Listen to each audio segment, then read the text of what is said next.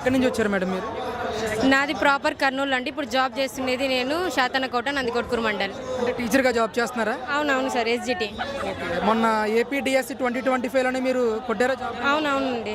ఏంటి madam AP DSC 2025లో పెద్ద ఎత్తున అవినీతి జరిగింది, అక్రమాలు జరిగాయని చెప్పేసి ఆరోపణలు చేస్తున్నారు. ఎంతవరకు వాస్తవం ఉంటారు? ఒక టీచర్గా దీన్ని ఎంతవరకు సమర్థిస్తారు? నేను కూడా విన్నాను సార్, నాకు కూడా తెలియదు ఎంతవరకు వాస్తవం అనేది. నేను అదే అడుగుతున్నాను, ప్రూవ్ చేయండి ఎంతవరకు వాస్తవం అని. అందరూ చెప్తారు సార్ నచ్చినది. ప్రూఫ్స్ కావాలి మనకి, ప్రూఫ్స్ మ్యాటర్ సార్. ప్రూఫ్స్ లేకుండా ఎవరు ఏదైనా చెప్పొచ్చు.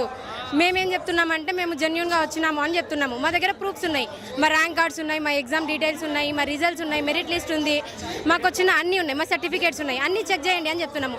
వాళ్ళకి ప్రూఫ్స్ చూపించమనండి సార్. అవతల ప్రూఫ్స్ యువతల ప్రూఫ్స్ చూపిస్తే ఎవరిది కరెక్ట్ ఎవరిది తప్పు అనేది అర్థమవుతుంది సార్.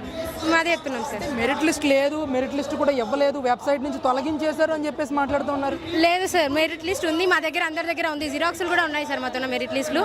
మా దగ్గర అందరి దగ్గర పీడిఎఫ్స్ కూడా ఉన్నాయి. మేము దాన్ని జిరాక్స్ చేసి జాయిన్ అయ్యే టైంలో స్కూల్లో కూడా ఇచ్చినాం సార్. మేము ఏ స్కూల్లో అయితే జాయిన్ అవుతున్నామో ఆ స్కూల్లో ఇచ్చినాము, ఎంఈఓకి ఇచ్చినాం సార్. మేము ఉన్నాయి సార్, అన్నీ ఉన్నాయి. అంటే మేడం నోటిఫికేషన్ ఇచ్చినప్పటి నుంచి కూడా మీరు టీచర్గా పోస్టింగ్లకు వెళ్ళేంత వరకు ఇదంతా కూడా పారదర్శకంగానే జరిగిందని అనుకున్నారా మీరు? చాలా అంటే చాలా పారదర్శకంగా జరిగింది సార్. మాకు అసలు మమ్మల్ని ఏం అడగలేదు, మా నుంచి ఏమీ ఎక్స్పెక్ట్ చేయలేదు, మాకు ఇచ్చినారు సార్. నేను ఈమె సిస్టర్ సార్, మా ఇద్దరికి డిఎస్సిలో జాబ్ వచ్చింది. మా ఇద్దరికి ఎవరికి ఏ కాల్ రాలేదు, మా దగ్గర ఏ డబ్బులు తీసుకోలేదు, మా దగ్గర ఏ ఫ్రాడ్ జరగలేదు సార్. మాకు జెన్యూన్గా వచ్చింది సార్. మేము మిడిల్ క్లాస్ ఫ్యామిలీ నుంచి వచ్చినాము. వాళ్ళు అడిగినా పే చేసే మనీ మా దగ్గర లేదు సార్. ఫస్ట్లీ మేము ఇవ్వలేము కూడా వాళ్ళకి అడిగినా కానీ. మాకు ఆ లెక్కన మాకు అసలు జాబ్ రాకుండే. మాకు ఇది పారదర్శకంగా జరిగినందుకే, మేము ఇద్దరం చదువుకున్నందుకే మాకు జాబ్ వచ్చింది. ఎన్ని సంవత్సరాల నుంచి డిఎస్సి కోసం మీరు కష్టపడి చదివారమ్మా? ఎన్ని సంవత్సరాల నుంచి వెయిట్ చేస్తున్నారు డిఎస్సి కోసం? మాది 2001, 2021, 2023లో అయిపోయింది సార్ డైట్. అప్పటి నుంచి మేము కష్టపడి చదువుతూ ఉన్నాం సార్. ముందు దాంట్లో కూడా మాకు టెట్ పడినప్పుడు రాసినాము, అందులో కూడా క్వాలిఫై అయినాము. వాళ్ళు కూడా క్వాలిఫై అయినట్టు సర్టిఫికేట్స్ కూడా ఇచ్చినారు. తర్వాత మళ్ళీ టెట్లో మళ్ళీ క్వాలిఫై అయినాము, మళ్ళీ సర్టిఫికేట్ తీసుకున్నాము. తర్వాత డిఎస్సి రాసినామండి, అందులో క్వాలిఫై అయినాం, ఇందులో క్వాలిఫై అయినాం టెట్లో. మేము టీచర్గా మీరు అపాయింట్ అయ్యి దగ్గరగా సంవత్సరం కావస్తూ ఉంది. ఇప్పుడు ఈ టైంలో ఇలాగ మీ మీద ఇలాంటి ఆరోపణలు రావడం అనేది ఎలా అనిపిస్తుంది? అసలు టీచర్గా మీరు ఏ విధంగా ముందుకు తీసుకోబోతున్నారు? మాకు చాలా అంటే చాలా బాధగా ఉంది సార్. మేము చాలా కష్టపడి చదివాము, చాలా కాంపిటీషన్ ఉండింది సార్. ఎందుకంటే ముందు 2019లో వచ్చిన తర్వాత ఇప్పటి వరకు రాలేదు. చాలా కాంపిటీషన్లో, ఇంత కాంపిటీషన్లో మేము మెంటల్గా చాలా స్ట్రగుల్ అయినాము, ఫిజికల్గా మెంటల్గా స్ట్రెయిన్ అయినాము. మేము కష్టపడి చదివి జాబ్ తెచ్చుకొని హ్యాపీగా ఉన్న మూమెంట్ ఇట్లాంటి ఒక ప్రచారం అనేది మమ్మల్ని మళ్ళీ మేము ఇంతవరకు తెచ్చినదంతా వేస్టా, మేము ఇంతవరకు కష్టపడినదంతా వేస్టా అనే ఒక డైలమాలో వేస్తుంది.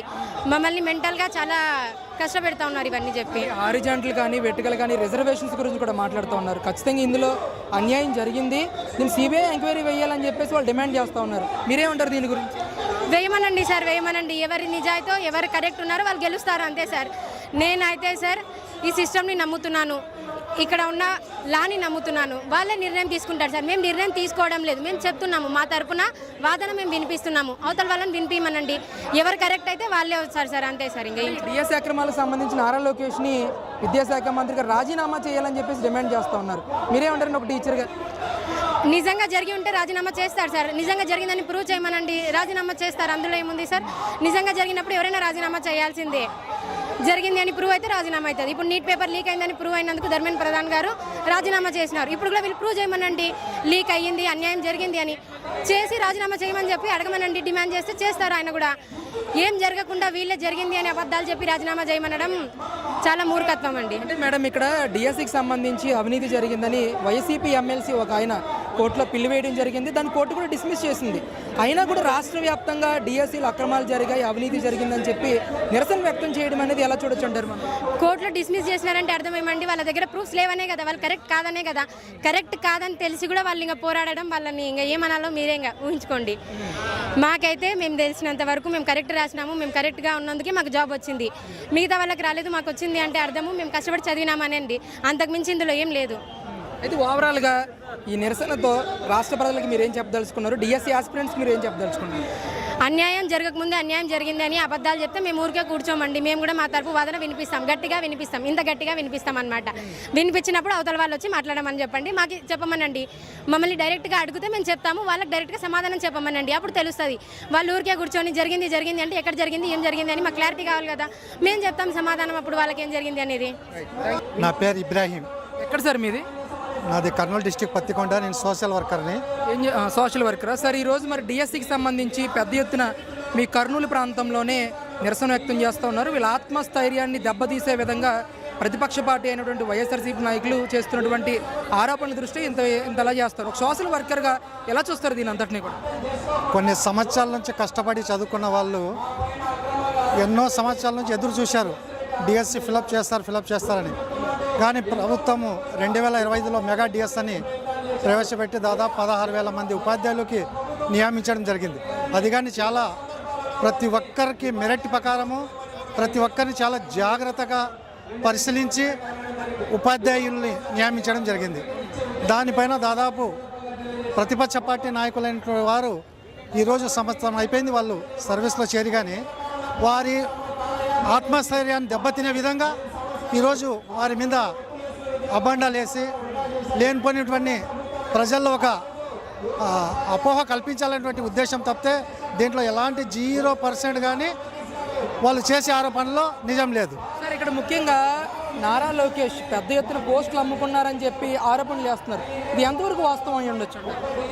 దీనికి ఉదాహరణగా మా పత్తికొండ మండలంలోనే చాలా నిరుపేద కుటుంబ పిల్లలు 5-6 మంది ఈరోజు వాళ్ళు ఉపాధ్యాయులుగా వచ్చారు. వాళ్ళు 10,000 రూపాయలు కానీ ఇచ్చేటువంటి కుటుంబాలు, అటువంటి కుటుంబాల నుంచి ఈరోజు 5 మంది ఉపాధ్యాయులు నియమించబడ్డారు. ఒక తూరి విచారణ చేస్తే ఇది కేవలం రాజకీయ దురుద్దేశం తప్పితే ఏది ఏమీ లేదు. ఇది కావాల్సినటువంటి ఒక ప్రభుత్వం పైన వాళ్ళు వేరే రకంగా దుష్ప్రచారం చేసేకి అవకాశం లేకుండా ఉండడం వల్ల ఈరోజు కేవలం ఒక ఉపాధ్యాయ బృందాన్ని వాళ్ళ ఆత్మస్థైర్యాన్ని 2025లో నియమించబడ్డ 16,000 మంది ఉపాధ్యాయులకి వారి ఆత్మస్థైర్యం వాళ్ళ కుటుంబాల్ని ఒక మనోధైర్యాన్ని కోల్పోయే విధంగా వాళ్ళు ఈరోజు ప్రతిపక్షాలు వ్యవహరిస్తున్నారు. ఇది ఇప్పటికైనా వాళ్ళు ఆలోచన చేసి ఒక విద్యా వ్యవస్థని ఎంతో కష్టపడి వాళ్ళు ఈరోజు ఆంధ్రప్రదేశ్లో 2026-2027 సంవత్సరానికి దాదాపు 10% విద్య పెరిగే విధంగా ప్రభుత్వం చర్యలు తీసుకుంటుంది. ఈరోజు వాళ్ళు చేస్తున్న ప్రధానమైన డిమాండ్ ఏంటంటే నారా లోకేష్ విద్యాశాఖ మంత్రిగా రాజీనామా చేయాలి, ఇక్కడ అవకతవకలు జరిగాయి, అవినీతి జరిగిందని చెప్పేసి పెద్ద ఎత్తున ఆరోపణలు చేస్తున్నారు. దీని గురించి ఏం చెప్తారు? అసలు ఇది 0% కానీ వాళ్ళు చేసే ఆరోపణలు నిజం లేనప్పుడు నారా లోకేష్ గారు ఎందుకు రాజీనామా చేస్తారు? ప్రభుత్వం కానీ ఎందుకు దీనిపైన స్పందిస్తారు? కేవలం ఇది 16,000 మంది నియమించి ఒక సంవత్సరం అవుతుంది. వాళ్ళ మనస్థైర్యాన్ని దెబ్బతీసే విధంగా వాళ్ళకి ఏరే రకంగా ఆరోపణలు ప్రభుత్వం మీద చేసేకి ఇది లేదు. కాబట్టి ఇది కేవలము సెంట్రల్లో నీటు లీక్ అయింది, అక్కడ సెంట్రల్ మినిస్టర్ రాజీనామా చేశారు, అది ఒక సాకు చూపించారు రాష్ట్ర ప్రభుత్వం మీద, నారా లోకేష్ మీద రాజీనామా చేయాలన్నట్టు కేవలం ఒక వాళ్ళ రాజకీయ కుళ్ళుకుతుంతలు తప్పితే దీంట్లో ఎలాంటి 0% కానీ నియామకాల్లో ఎలాంటి ఆక్రమాలు కానీ ఇంకోటి కానీ జరగలేదు. ఎలా అనిపిస్తుంది సార్? దాదాపుగా 5,000 నుంచి 10,000 మంది రాయలసీమకి సంబంధించిన టీచర్స్ అందరూ కూడా ఈ విధంగా రోడ్డు ఎక్కి నిరసన వ్యక్తం చేయడం అనేది ఎలా చూడొచ్చు సార్? అసలు ఒక తూరు మనం ఒక ఆలోచన చేయండి. దాదాపు 20 సంవత్సరాలు కష్టపడి చదివి దాదాపు 10 సంవత్సరాల నుంచి చేసేటువంటి కొంతమంది ఏజ్ బార్ అయ్యేటువంటి వాళ్ళకి కానీ 2025లో వాళ్ళు ఉద్యోగాలు పొందినటువంటి వాళ్ళ సంవత్సరము కాలంలో ఈరోజు సర్వీస్ చేస్తున్నారు మారుమూల గ్రామాల్లో. కానీ వారికి వాళ్ళ కుటుంబాలని ఆత్మస్థైర్యం దెబ్బతీసే విధంగా ఈరోజు వీళ్ళు ఇంతమంది రోడ్ ఎక్కి ఈరోజు వాళ్ళకు ఒక మనోస్థైర్యాన్ని దెబ్బతీసే విధంగా ఈరోజు ఆరోపణలు చేయడం అనేది వాళ్ళకి చాలా బాధ కలుగుతుంటుంది. సార్, ఇక్కడ డిఎస్సికి సంబంధించి స్పోర్ట్స్ కోటాలో అవినీతి జరిగిందని వైసీపీ ఎమ్మెల్సీ ఒక ఆయన హైకోర్టులో కేసు కూడా వేయడం జరిగింది. దాన్ని డిస్మిస్ చేసింది హైకోర్టు. అయినా కూడా రాష్ట్ర వ్యాప్తంగా ఏపీ జెన్జీ కానీ డిఎస్సి ఆస్పిరెంట్స్ వీళ్ళందరూ కూడా కూటమి ప్రభుత్వం మీద వ్యతిరేకంగా నిరసన వ్యక్తం చేస్తున్నారని చెప్తా ఉన్నారు. నిజంగా వాస్తవంగా ఏం జరుగుతుందంటారు రాష్ట్రం? ఇప్పుడు 16,000 మందిలో ఒక వ్యక్తికి ఎక్కడైనా ఆక్రమణ చేస్తే ఆ వ్యక్తి పేరు, ఆ వ్యక్తిని ఒక బయోడేటా ఎట్లా నియమించారని వాళ్ళకి పోయి అడగండి. అధికారులు కోనా శశిధర్ గారు క్లియర్గా చెప్పారు విషయము. మీరు ఎక్కడైనా కానీ మేము నియమించిన దాంట్లో ఎక్కడైనా ఉంటే వాళ్ళ పేరు వాళ్ళకి ఈ రకంగా నేను ఆయన కంటే మెరిట్ ఉన్నాను, నాకంటే తక్కువ వాళ్ళకి ఎట్లా ఇచ్చారని చెప్పండి, దానికి క్లారిఫై చేస్తారు. అది లేకుండా ఒక్కరిద్దరిని కానీ ఎక్కడ 0% కానీ దీంట్లో అన్యాయం జరగలేదు. కానీ కేవలము దీన్ని ఏదో రకంగా బురద చల్లలా, దీనికి ఏదో రకంగా దీన్ని దుష్ప్రచారం చేయాలన్నటువంటి ఆలోచన తప్పితే ఏరేది కాదు. ఈరోజు కేవలం అన్ని పార్టీ నాయకుల పిల్లలు ఉంటారు దీంట్లో కేవలం ఒక ప్రభుత్వ అభిమానించేటోళ్ళు కానీ లేక ఇతర రకంగానే కాదు, రకరకాలైన కుటుంబాల్లో కష్టపడి వచ్చినటువంటి వాళ్ళ కుటుంబాల పిల్లలు ఈరోజు వాళ్ళ వయసు క్రాస్ అయ్యేటువంటి టైంలో ఈరోజు నియమించబడ్డారు. అటువంటి కుటుంబాలు ఈరోజు ఈ రకంగా దుష్ప్రచారం చేయడం ఒక తూరు ఆలోచన చేయమంటున్నాం. సోషల్ వర్కర్గా ఇదంతా పారదర్శకంగానే జరిగిందంటారా డిఎస్సి అనేది? ఇది 100కి 100% పారదర్శకం, 100కి 1,00,000% పారదర్శకంగా ఇది ఎప్పుడైనా విచారణ చేసుకోవచ్చు. అన్యాయం జరిగింటే, ఏదైనా ఒక వ్యక్తికి అన్యాయం జరిగింటే ఆ వ్యక్తి పేరు మీద ఫలానా ఆయనకి నేను మెరిట్ ఉన్నాను, నాకంటే తక్కువ మెరిట్ వాళ్ళకి ఎట్లా నియమించబడ్డారనేసి దాన్ని క్లారిఫై చేస్తే ప్రభుత్వ అధికారులు కానీ దాన్ని క్లియర్గా నీకు వచ్చిన ర్యాంక్ ఇది, ఆయనకు వచ్చిన ర్యాంక్ ఇది, ఆయనకి ఈ రకంగా నియమించబడ్డారు, ఆయనకంటే నువ్వు అర్హుడు కాదు అనేసి దాన్ని క్లియరెన్స్ చేస్తారు. సార్ ఆఖరిగా మీ కళ్ళ ముందే దాదాపు వేల మంది ఇక్కడ టీచర్స్ మీ కళ్ళ ముందే నిరసన వ్యక్తం చేస్తూ ముందుకెళ్తూ ఉన్నారు. ఒక సోషల్ వర్కర్గా వీళ్ళకి మీరు చెప్పేది ఏంటండి? వాళ్ళు ఎలాంటి అధైర్యపడకూడదు, వాళ్ళు నిత్యం వాళ్ళ డ్యూటీ ప్రజలకి విద్య బోధించాలి. దీని మీద ప్రభుత్వం ఉంది, ప్రభుత్వ అధికారులు ఉన్నారు.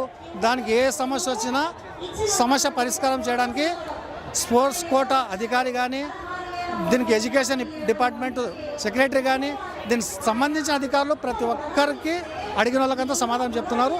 వీళ్ళ విధులు సక్రమంగా నిర్వహించి వీళ్ళు ఎంచేపను, ఎందుకంటే విద్యా వ్యవస్థ ఎప్పుడైతే రాష్ట్రం అభివృద్ధి చెందాలంటే 0% విద్య నుంచైనా అభివృద్ధి చెందాలి. విద్య ఎంత ఎంత డెవలప్ అయిందంటే ప్రతి ఒక్కరు ఉద్యోగస్తులు కావచ్చు, వాళ్ళు సోషల్ యాక్టివిటీస్లో కావచ్చు, లేక వాళ్ళు వ్యాపార రంగంలో కావచ్చు, ఏది అభివృద్ధి చెందాలన్నా విద్య అవసరం. దీనిలో దృష్టి పెట్టుకొని ప్రభుత్వ ఉపాధ్యాయులు ఎక్కడ డిసప్పాయింట్ కావాల్సిన అవసరమే లేదు. వాళ్ళ పని వాళ్ళు సక్రమంగా చేసుకొని ప్రభుత్వానికి మంచి పేరు, ఇక్కడ ఎవరైతే ఆరోపణలు చేస్తున్నారో వాళ్ళకి కానీ మీరు చేసేటువంటి పని పైన వాళ్ళకి కానీ మీ పనితనమే వాళ్ళ ఆరోపణలకి సమాధానం అవుతుంది.